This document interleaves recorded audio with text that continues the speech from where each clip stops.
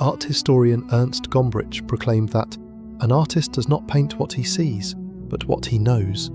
This brief proposition is realised in its most intricate and austere form on the canvas of Jean-Léon Gérôme. In the mid-19th century, when the mechanical reproduction technology of photography began to threaten the human retina, Gérôme instead exiled himself to a world of transcendent realism that photography could never attain. To him, the human body was not merely a biological entity. It was closer to a metaphysical map, mathematically designed to prove an invisible classical order. Behold, young Greeks watching a cockfight. In the midst of the bloody and barbaric instinct of cockfighting, what Gérôme captured was the taut muscles of a tense boy and the dazzlingly smooth skin of the girl seated beside him.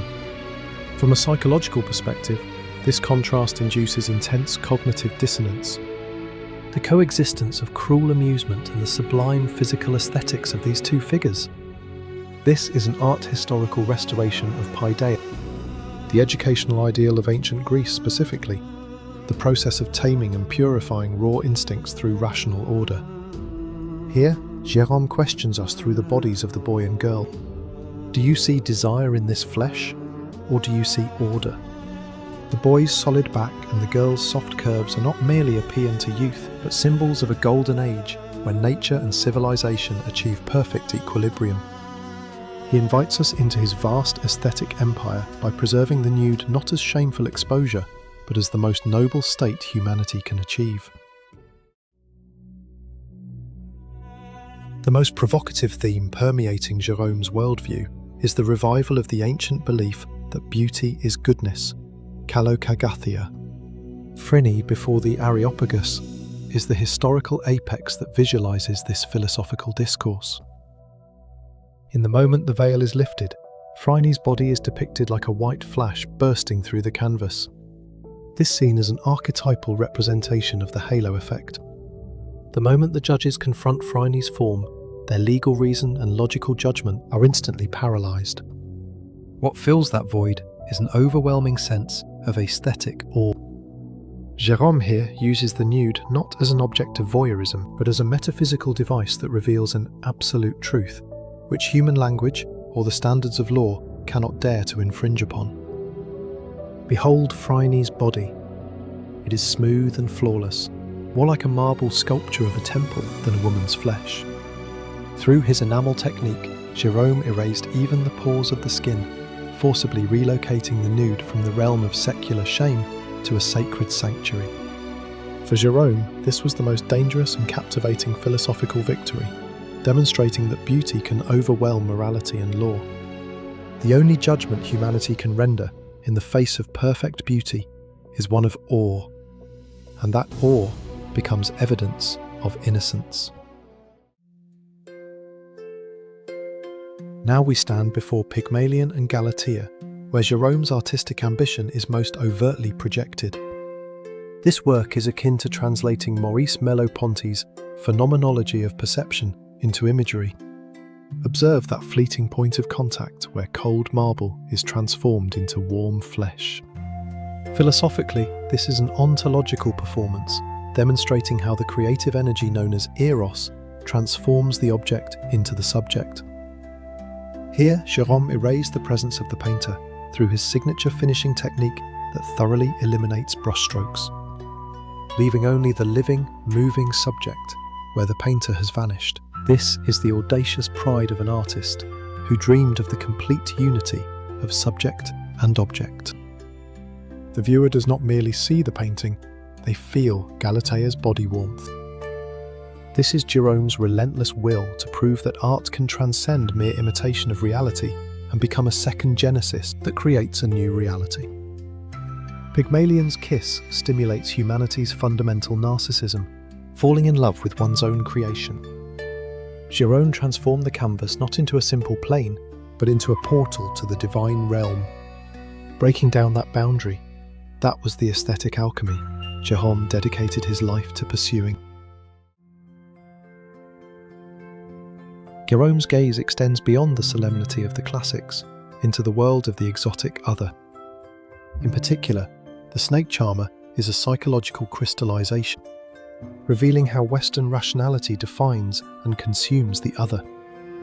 The bare back of the boy, standing at the centre of the composition, positions the viewer as the unseen voyeur, the subject of voyeurism.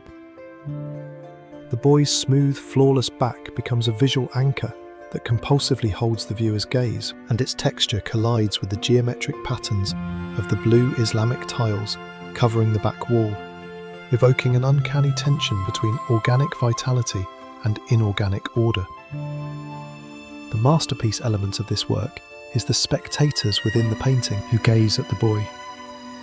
We view the boy from outside the painting, while the figures within look at the boy in the same direction as us.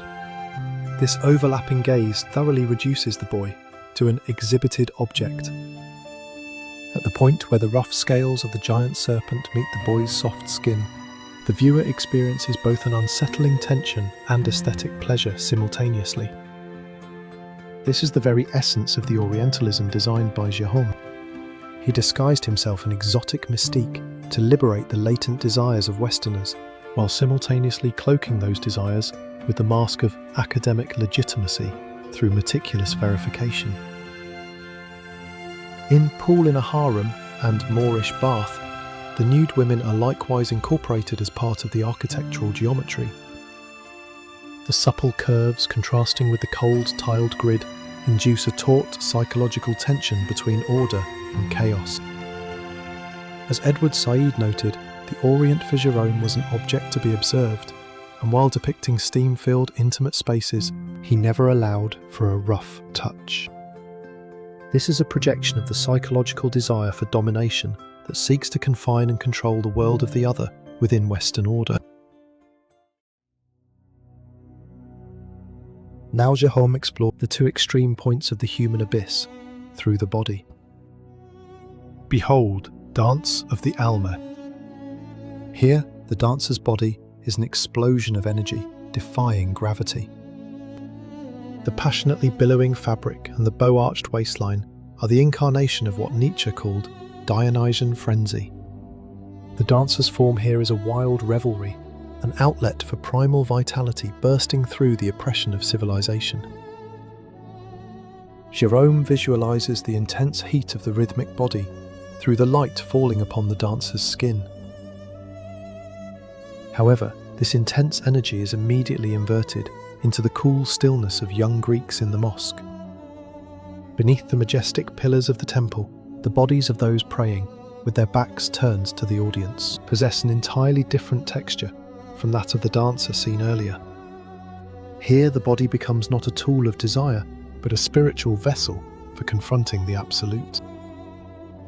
This starkly contrasts the dual psychological system of instinctual revelry and religious piety that humans possess. Gérôme suggests that instinct and spirituality in fact originate from the same root of humanity, elevating the nude from mere flesh to a living symbol imbued with the spirituality of a specific culture and the aura of its era. At the end of all the grand discourse, we encounter the most contemplative work, the end of the session. This work is the sole confession in which Gérôme, who lived his life as a guardian of academicism, reveals his inner self and a peculiar game of dimensions played by him as both painter and sculptor. The model sprinkles water on the sculpture that was just a reflection of himself, holding fast the clay's plasticity, while covering its form with a transparent film to prevent moisture from escaping. The moment this three-dimensional entity with physical properties is obscured in reality, paradoxically, that form achieves immortality as an enamel light plane on the painter's canvas. Below, the painter washes the modelling tools in cold water, wrapping up today's obsession. The sculptor's time of kneading clay with fingertips to create volume has ended. Now all that remains is to subjugate the memory of that three-dimensional form under the perfect order of a two-dimensional illusion that deceives the eye. This scene is both the process of mourning, where the creator separates from his creation, and Gérôme's distinctive aesthetic barrier that seeks to transform tangible reality into an illusion that can only be indulged through sight. The silence after creation is complete. It may be the profound solitude of a master who has forever imprisoned the truth of the three-dimensional world behind a two-dimensional enamel surface.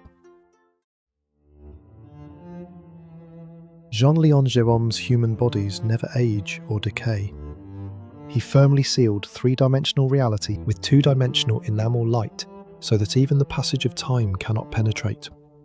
The masterpieces we have witnessed today are not merely an array of flesh. They are the totality of the aesthetic ideal that Western civilization has built over a millennium, and the record of one master's desperate yet perfect struggle to preserve the sanctity of art against the mechanical reproduction era of photography. Gérôme's nudes still pose questions to us. Do you see fleeting desire within this flesh? Or do you see eternal metaphysical truth?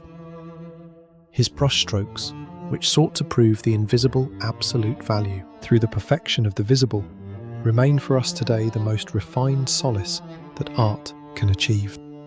Jean-Léon Gérôme, the chronicle of his cold yet ardent flesh, breathes brilliantly on canvas, like enamel that never dries.